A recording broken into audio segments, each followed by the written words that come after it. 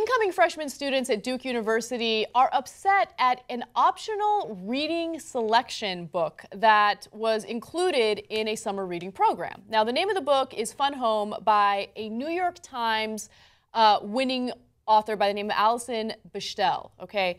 Now, the book is about her life as a lesbian and also her father, who was a closeted gay guy.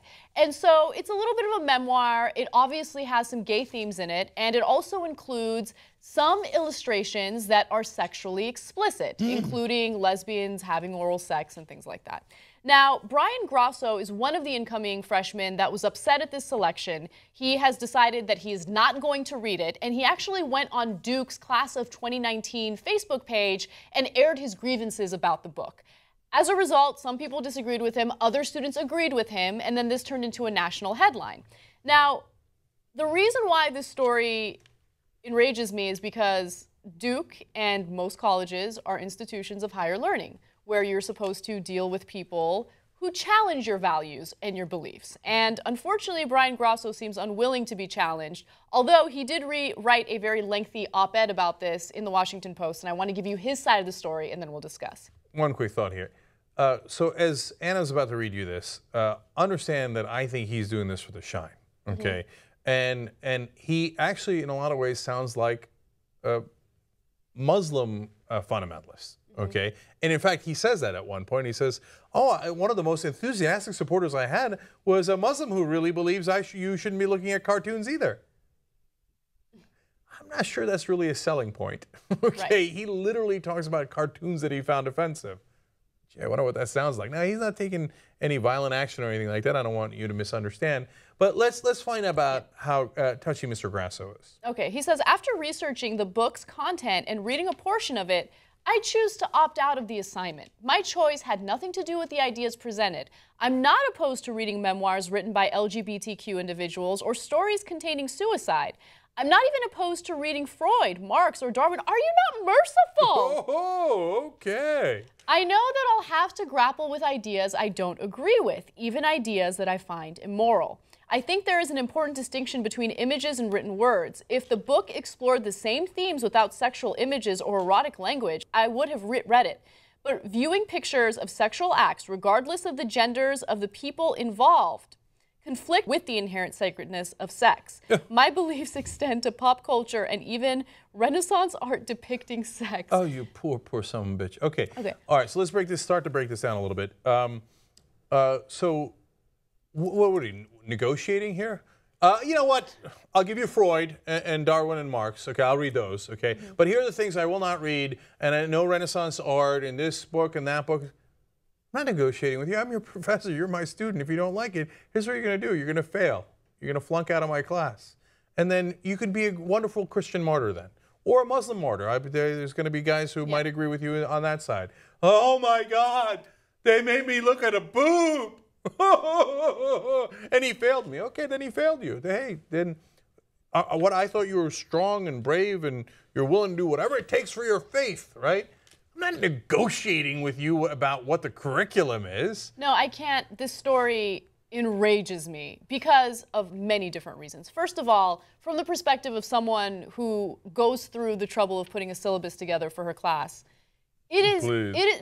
like that's not a humble brag, okay? Putting a syllabus together and deciding what the curriculum will be, it takes a lot of work, okay? A lot of work, very little pay, a lot of passion. And so when a professor puts something together to educate you and then you turn around and say, no, I'm not gonna do this because of my religion, well then get the fuck off the campus, okay? I'm not saying you should be kicked off. Or kicked out. We'll get to that in a second. No, I don't think he should be kicked out. But I would fail him for that assignment in a heartbeat. Okay, it's your religion, that's fine. I'm a professor, this is what's expected of you. This is an institution of higher learning. This is not a church, it's not a mosque, it's not a temple. You are supposed to be challenged about your ideas and your preconceived notions. If you're unwilling to open your mind up to new information because you're worried about seeing a titty, then get the fuck off the campus and open up a seat for someone who is open-minded enough. I'm sorry. And so there's one other thing here that's interesting.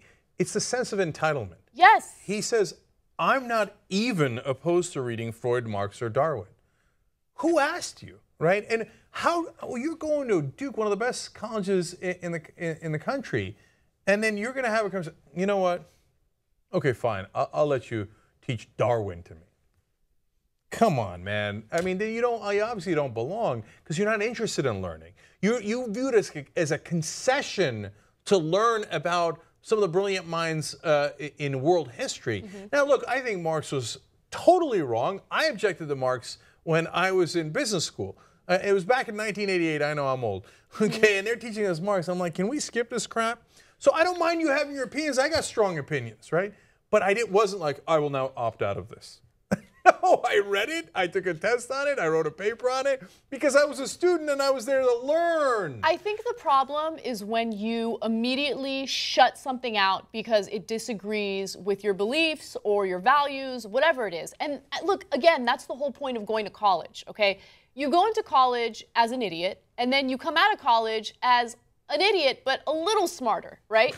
And so if you're not going to open yourself up to different possibilities, different perspectives, different ideas, then you just don't have a place in college. I feel bad for the student who didn't get in because you took his or her spot. You're wasting the professor's time, you're wasting the school's time, and you are eating up very valuable resources. So that's the reason why I'm so fed up and annoyed by this. Right.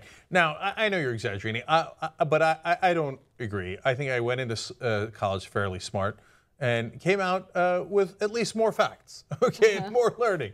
And I remember the teacher asking me, what do you think, you're smarter than Karl Marx? And being the asshole that I am, I was like, yeah, I kind of do, because he's totally wrong about that. Okay, so, but the thing is, and I'm not saying this kid's an idiot.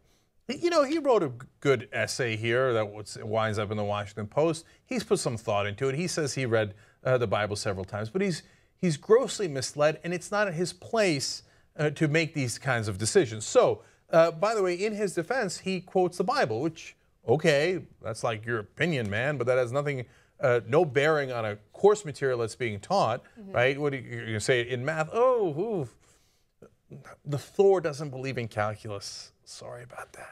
I'm going to have to opt out.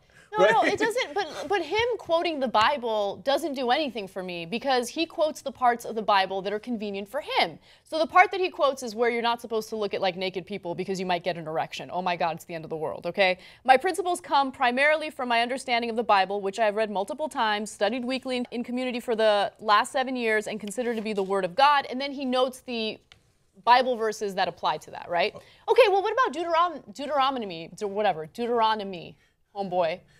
Okay. Homeboy. That's a hard word to say, but we all know what's in Deuteronomy.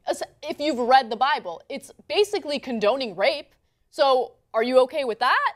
Are you going to discuss? It's the Word of God. Are you going to discuss that? I don't know. Are you okay with poisoning a woman who's pregnant to see whether or not she cheated on her husband? Because that's in the Bible too. I mean, I don't know. Yeah. Don't pick out parts of the Bible that are convenient for you and your ridiculous arguments. And by the way, let me see your freaking search history on your browser, because I guarantee that you've been looking at YouPorn. And that's okay. Do you, boo, because it's a normal thing and you shouldn't be ashamed of it. Just don't go around telling professors what they should and shouldn't assign to all students based on your religious morality. Okay, let me quote the Bible verses for you that he quoted. He said, but I tell you that anyone who looks at a woman lustfully has already committed adultery with her in his heart. Yeah, but the professor's not making you look at her lustfully. There's a cartoon drawing of some tits. So you're the one putting the lust into it, so that's your problem. Okay, you don't have to look at it lustfully, but apparently you do, right?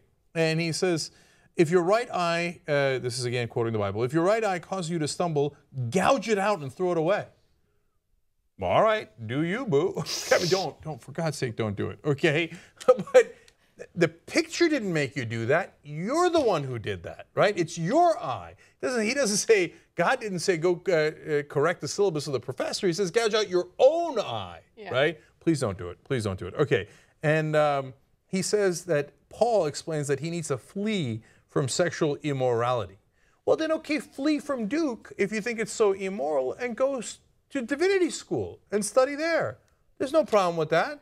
Nobody's stopping you from doing that. It's a free country. So look, we're asking in a poll question, should he be kicked out of the school? Because I'm actually a little bit more, I don't know that angry is the right word, but I'll go further than Anna does on this. I think if you state, I am not here to learn, okay, I will pick and choose what I learn, and I won't let my professors make that decision, you are wasting someone's spot. Then go to divinity school and reread your Bible 1,000 times. This time, actually read it instead of just browsing past it and go, hey, wait, if a woman doesn't scream loud enough while she's being raped, should we stone her to death, right? Ask that question, right? Hey, wait a minute, did I ever eat shrimp? Well, is God going to send me to hell because I'm an abomination, right? Maybe. Okay, maybe, take the time in divinity school to really study these things. But don't go to a college where you're expected to learn things and say, here are the things I will not be learning, okay? And then the whole, like, disingenuous thing, like, I'm just standing up for other people here. You're standing up for nothing. Yeah. He writes, I decided to post about my decision on the Duke class of 2019 Facebook page to comfort those with similar beliefs. Now, you did it to get some shine, dude. Right? Like, look at me, everybody. I'm so religious and Christian. I can't wait to get persecuted. Oh, they made me look at a poopani. It's the usual Christian victimhood nonsense.